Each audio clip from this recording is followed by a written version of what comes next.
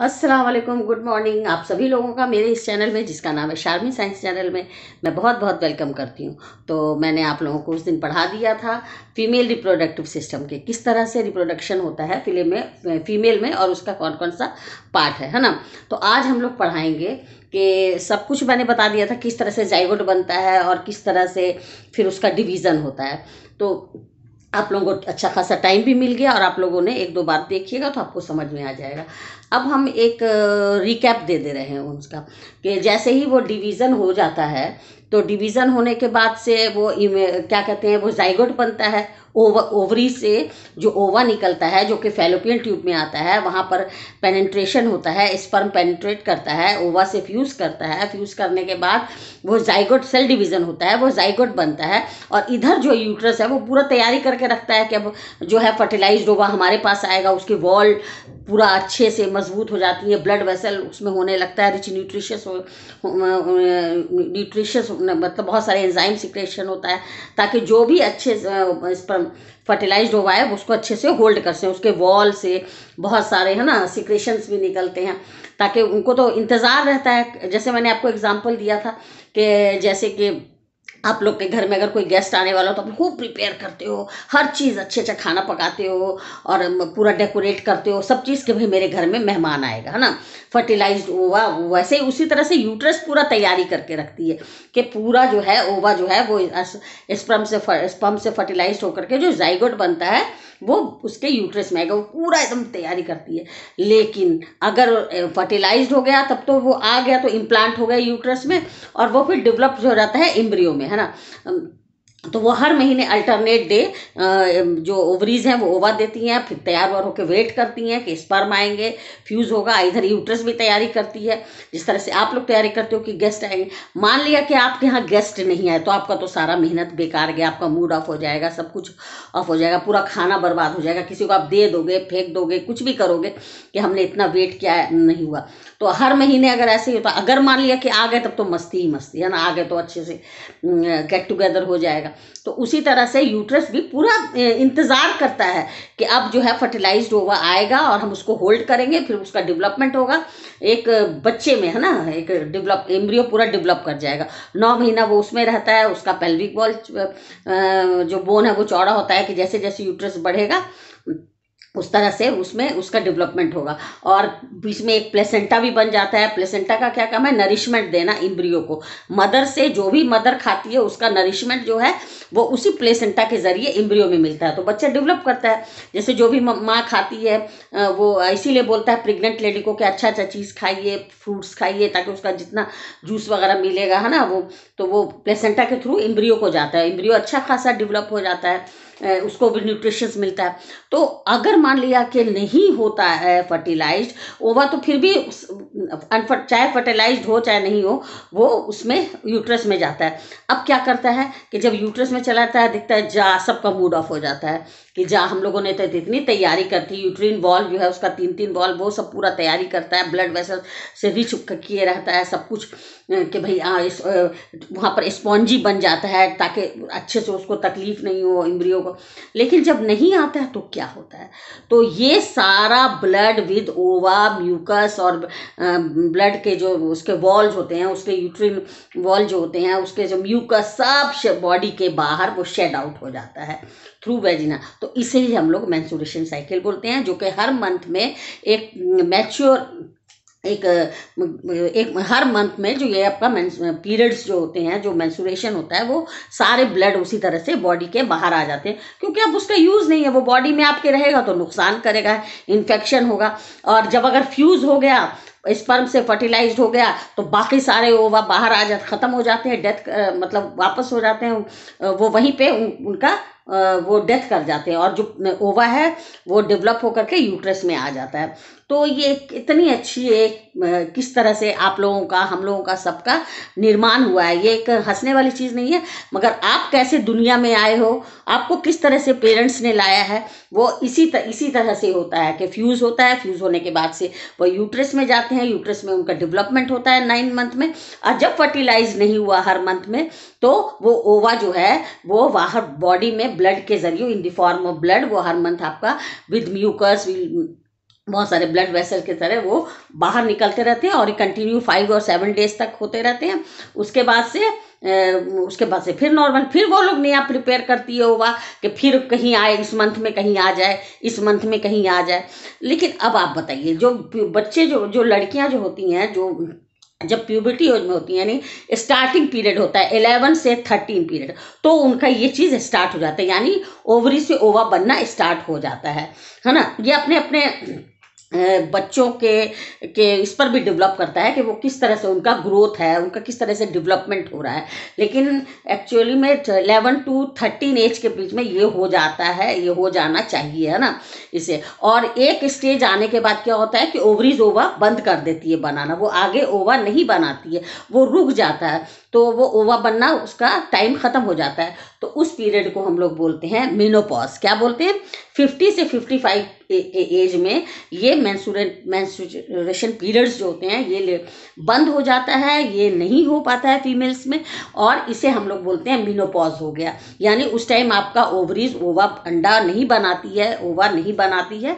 और लेकिन ये जो जब ये स्टार्टिंग होता है तो उसे हम लोग बोलते हैं मिनार्क। क्या बोलते हैं? मिनार्क। यानी 11 से 13 के बीच में जब ये ओवरीज ओवा बनाने लगती है, या आपका पीरियड स्टार्ट हो जाता है, तो उसमें कोई घबराने की बात नहीं। ये एक साइकिल है, नॉर्मल साइकिल है।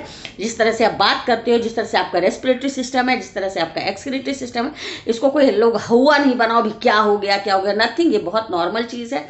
ये हमारे बॉडी बता रहा है कि हमारे बॉडी ने अपना वर्क स्टार्ट कर दिया, अब हम लोग रिप्रोडक्शन के लायक हो गए हैं ना। तो अंडा बन रहा है, तो वो अंडा जो बनता है उसका एज होता है 11 to 13 एज है, जिसे हम लोग मीनार्क बोलते हैं। और जब वो स्टॉप हो जाता है एक एज आने पर, मतलब आप ओवरीज जो है वो ओवा नहीं बनाएगी, ओव्यूलेशन नहीं होगा, अब खत्म हो गया अंडा बनाने के, तो वो खत्म हो जाता है एक पीरियड में, उसे हम लोग बोलते हैं मेनोपॉज। समझ में आ गया ना? तो ये हो गया आपका मेंस्ट्रुएशन। ये 28 डेज का साइकिल होता है, जो कि पूरे मंथ में, फिर 28 डेज के बाद फिर वो लोग नया, हर मंथ में वो ओवरीज जो है वो ओवा बनाती हैं। फैलोपियन ट्यूब जो है फिब्रिल से उसको ले जाता है, फैलोपियन ट्यूब में रख देता है। इधर से जो है स्पर्म भी लैशिंग मूवमेंट करते हुए जाते हैं और फ्यूज करते हैं। फ्यूज हो गए तो वापस वो यूट्रस में आके इम्प्लांट हो जाते हैं। तो ये आपका बस यही है, और ये बहुत इंपॉर्टेंट है, इंटरेस्टिंग है। एक तरह से आपको अवेयर भी होना है, आपको जानना भी है। 10th में इतना ही पढ़ना है कि जब स्टार्टिंग होता है तो इस मेंस्ट्रुएशन साइकिल, तो उसे हम लोग बोलते हैं मिनार्क, और जब खत्म हो जाता है तो उसे हम लोग बोलते हैं मेनोपॉज, है ना। ठीक है। अब एक चीज़ और हमको याद करना है कि इस रिप्रोडक्शन का, सेक्सुअल रिप्रोडक्शन का सिग्निफिकेंस क्या है, माने क्यों इंपॉर्टेंट है। इसलिए इंपॉर्टेंट है कि देखो इसमें क्या होता है कि बहुत सारे वेरिएशंस मिलते हैं। अगर सेक्सुअल रिप्रोडक्शन जब होता है तो इससे हमें एक डिफरेंट पार्टनर से, जो कि एसेक्सुअल में नहीं हो पाता है, उसमें एक ही तरह का, इसमें बहुत सारे वेरिएशंस मिलते हैं। माने एक पार्टनर है उसका, उससे डीएनए के में रिशफल होता है, डीएनए रिशफल होता है। एक मदर्स का डीएनए जो क्रोमोसोम है वो फीमेल के इससे फ्यूज करेगा, कुछ मदर का कैरेक्टर होगा, कुछ फीमेल का फादर का कैरेक्टर होगा, दोनों मिलकर के एक नया कैरेक्टर बनाएंगे, है ना। तो जरूरी नहीं कि वो एग्जैक्टली उसमें कुछ मदर का भी होगा, कुछ फादर का भी होगा, तो वेरिएशंस मिलेगा। फिर उस बच्चे की शादी दूसरे से होगी, तो किसी दूसरी लड़की से होगी, तो उसका कुछ कैरेक्टर होगा, इसका कुछ कैरेक्टर होगा, दोनों मिलके एक नया कैरेक्टर बनाएंगे। तो इस तरह से ये वेरिएशंस होते रहते हैं, हमें नए नए स्पीसीज मिलते हैं। अब आप देख लीजिए हम लोग के पूर्वज लोग कैसे थे, बहुत उनके चेहरे, उनके बहुत सारे वो हेयरी होते थे, उनके बदन पे बहुत सारे बाल होते थे, उनका जो है एक्सटर्नल पिन्ना जिसे हम लोग ये कान बोलते हैं, ये बहुत बड़े बड़े होते थे, है ना। उनमें डायफ्राम नहीं होता था, उसमें बहुत सारा वो उनका बहुत सारा बॉडी उतना डेवलप नहीं था, है ना। लेकिन देखो कि जैसे जैसे हमारे पूर्वज लोग थे, उन लोग का जनरेशन से जनरेशन धीरे धीरे ये आगे चेंज होता गया। निकोटेटिक मेम्ब्रान नहीं होता था, अब धीरे धीरे क्या हो रहा है, जो चीज़ का यूज नहीं होगा वो धीरे धीरे एक्सटेंड कर जाएगा। पहले लोग कहता है ना वेस्टिजियल ऑर्गन, धीरे धीरे वो खत्म होता जाएगा, जिस चीज़ का ज़्यादा नहीं होगा। आगे सुनते हैं कि आगे जो जनरेशन आएगा वो ये पूरा एक्सटर्नल पिना खत्म हो जाएगा, सिर्फ एक होल रहेगा। इतना डेवलप हो जाएगा कि सिर्फ ईयरफोन लगाने के लिए कि बस एक ओपनिंग रहेगी, आप ईयरफोन लगा दीजिए। मतलब आगे बहुत सारा डेवलपमेंट होगा। आप लोग पूर्वज देख लो, एंसेस्टर देख लो, वो किस तरह के थे, आदि मानव, है ना। लोग कहता है बंदर बंदर जैसे, मतलब इवोल्यूशन देखो, फिर उस जनरेशन में चेंज होता गया। तो इस तरह से चेंज होते एक पीढ़ी से दूसरी पीढ़ी, दूसरी से तीसरी, तीसरी से चौथी करते करते हर बार एक नया स्पीसीज निकलता है, और जिस चीज़ की जैसे डिमांड होती है अकॉर्डिंग टू एनवायरनमेंट उस तरह का डेवलपमेंट ज़्यादा हो जाता है और बाकी सारा चीज़ एक्सटिंक्ट कर जाता है। इस तरह से अब उनका काम नहीं है तो वो धीरे धीरे वेस्टिजियल ऑर्गन बन जाते हैं। जैसे कि अब निकोटिक मेम्ब्रान ख़त्म हो जाएगा, एक्सटर्नल पीना ख़त्म हो जाएगा, और भी हमारे बॉडी में जो जो हेयर अब ख़त्म हो गया है, क्योंकि हेयर की उतनी ज़रूरत नहीं है। अब लोग एक से एक कपड़ा पहन रहे हैं, पहले तो हेयर से बचते थे, प्रोटेक्शन भी होता था, उनका बॉडी कवर भी रहता था, है ना। तो इसी तरह से ये इवोल्यूशन होता है। तो इस तरह से सेक्सुअल रिप्रोडक्शन का बहुत बड़ा सिग्निफिकेंस है। तो ये भी आपको समझ जाइए कि हम इसलिए इम्पॉर्टेंट होता है कि वेरिएशन इसमें मिलता है, और अगर हमारा वेरिएशन हमको मिल रहा है, ये कंटिन्यू ये प्रोसेस चल रहा है, तो इसका मतलब ये हुआ कि हम जो है अभी जीवित हैं, हमारा आगे मतलब हो रहा है, हम अर्ग ऑफ मतलब हमारा ये नहीं हो रहा है, हम ख़त्म नहीं हो रहे हैं, हमारी स्पीसीज जो है वो ख़त्म नहीं हो पा रही है। नहीं, जैसे हो जाता है कि कुछ दिनों के बाद से पूरे, अब जो डायनासोर था वो पूरा ख़त्म हो गया, एक्सटिंक्ट हो जाएगा, हम लोग एक्सटिंक्ट नहीं हो पा रहे हैं, अभी ये चल रहा है। तो ये एक तरह से हमारे लिए अच्छा है, और अगर रुक जाता है, अगर उसके अंदर चेंजिंग नहीं हो रही है, इसका मतलब अब धीरे धीरे अब हम लोग एक्सटिंक्ट कर जाएंगे। तो ये चीज़ इसलिए हमारे लिए बहुत इंपॉर्टेंट है कि ये आगे बढ़ता जाए और नए नए वेरिएशंस आते रहें। तो अब जिसका आगे नहीं होगा, वेरिएशन नहीं होगा, इसका मतलब वो स्पीसीज एक्सटिंक्ट कर गई, है ना। अब है कि जब हम लोग, तो ये हमारे लिए बहुत इम्पॉर्टेंट है, बहुत इम्पॉर्टेंट है, और इसको ये हमारे लिए हम सोचते हैं कि चलिए इससे हमारा स्पीसीज अभी आगे बढ़ेगा, और अगर हम नहीं हो पाता है वेरिएशन तो हमारा स्पीसीज ख़त्म हो जाएगा। फिर है कि जब भी हम लोग, जैसे कि आप लोग ये जो सेक्सुअल रिप्रोडक्शन है, इसमें क्या होता है कि आपको रिप्रोडक्टिव हेल्थ, है ना, ये बहुत इम्पॉर्टेंट होता है, रिप्रोडक्टिव हेल्थ, है ना। अब आप ये सोचिए कि ये क्या बोल रहे हैं।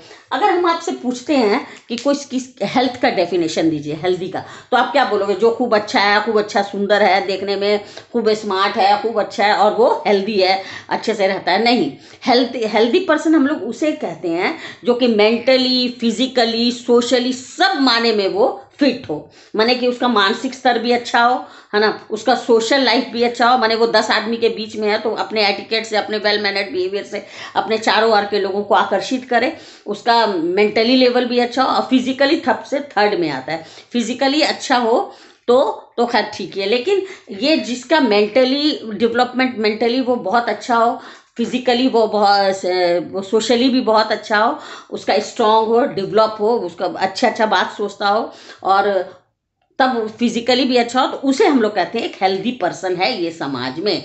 अगर वो मेंटली खराब है, पागल की तरह है, उसका शरीर बहुत अच्छा है, उसको कुछ बोलने का तरीका नहीं, वो गाली गलौज देगा, लड़ाई झगड़ा करेगा, तो वो मेंटली फिट नहीं है। हाँ, वो फिजिकली रहने से कोई फायदा नहीं।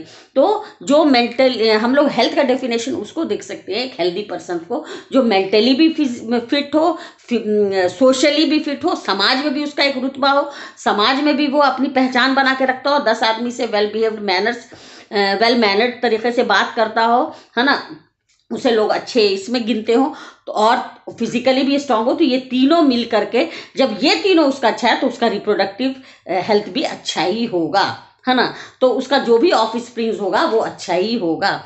ये इस तरह से हम लोग डिनोट करते हैं एक हेल्दी को। तो इसमें ये नहीं है, इसमें जो है जब भी आपका रिप्रोडक्शन के जब आप तैयार हो तो आपको पहले देखना चाहिए कि वो किस तरह से मेंटली, फिजिकली, सोशली वो फिट है कि नहीं। अगर वो फिट होगा, उसकी जो पार्टनर है वो भी उसी तरह की होनी चाहिए। अगर उसी तरह का पार्टनर होगा तो आपके जो ऑफ स्प्रिंग्स होंगे वो भी अच्छे ही होंगे, है ना। तो ये चीज़ हमको मतलब सोच के रखना है, इसे ही हम लोग हेल्थ डेफिनेशन बोलते हैं। लेकिन अगर ये तो नहीं है कि लेडीज़ है तो उसको बच्चा पैदा करना है तो वही खाली स्ट्रांग हो, गलत बात। वो ऐसा नहीं, दोनों पार्टनर को ही पूरा हेल्दी होना चाहिए। अगर वो फिजिकली स्ट्रांग है, मेंटली स्ट्रांग है, सोशली स्ट्रांग है, तब उनका रिप्रोडक्टिव लाइफ भी उनका अच्छा होगा। लेकिन अगर इसमें से कोई भी एक गड़बड़ है तो वो उनका हेल्दी लाइफ नहीं होगा, और ना ही उनका ऑफ स्प्रिंग भी अच्छा होगा। तो ये चीज़ बहुत बड़ी हमें ध्यान रखनी है, क्योंकि ऐसे अगर आप कितनों भी सेक्सुअल एक्टिविटी में आ जाएंगे तो जो ऑफ स्प्रिंग होंगे उसमें बहुत सारा डिफेक्टिव हो जाता है। इसीलिए हम लोगों को ये देखना है कि जो भी है, जो अगर उनका रिप्रोडक्टिव लाइफ अच्छा है तभी वो आगे इस चीज़ में इन्वॉल्व हों, ताकि उनके जो भी ऑफ स्प्रिंग हों वो अच्छे हों। तो मेंटली, फिजिकली और सोशली हेल्थ होना, इसमें हेल्दी होना बहुत ज़रूरी है, तभी उनका ये सेक्सुअल जो रिप्रोडक्टिव साइकिल है वो भी अच्छे से ही होगा। तो अब आपको बताएंगे हम कि बहुत सारे ऐसे डिजीज़ होते हैं जो कि जिसे हम लोग बोलते हैं सेक्सुअली ट्रांसमिटेड डिजीजेस, जो कि अगर ये लोग हेल्दी नहीं हैं, है ना, पार्टनर कोई भी हेल्दी नहीं है, लेकिन फिर भी वो लोग सेक्सुअल एक्टिविटी में इन्वॉल्व हैं, तो क्या होता है, बहुत सारे डिजीज़ हो जाते हैं, ये डिजीज ट्रांसमिट हो जाते हैं। डिजीजेस जो है वो एक पार्टनर से दूसरे पार्टनर में ट्रांसफ़र हो जाता है। कैसे ट्रांसफ़र हो जाता है, तो जैसे कि आपको बैक्टीरिया से, वायरस से, अनप्रोटेक्टेड से, सेक्सुअल से, अनप्रोटेक्शन से, फिर आपको अगर कोई कुछ बीमारी है उसने दूसरे को नहीं बताया और उसी में इन्वॉल्व रहा, तो वो बीमारी जो है वो एक मेल पार्टनर से फीमेल पार्टनर में चली जाएगी। तो ये बहुत तरह की इस तरह की बीमारी है। देखो ये सब है ना, अवेयर करना हो रहा है। ये सब आप देखते हो आजकल, एड्स है, एड्स बीमारी है, फिर आपको गोनोरिया है, सिफिलिस है, ये सब इस टाइप की बीमारी है जो कि सेक्सुअल ट्रांसमिटेड डिजीज़ है ना।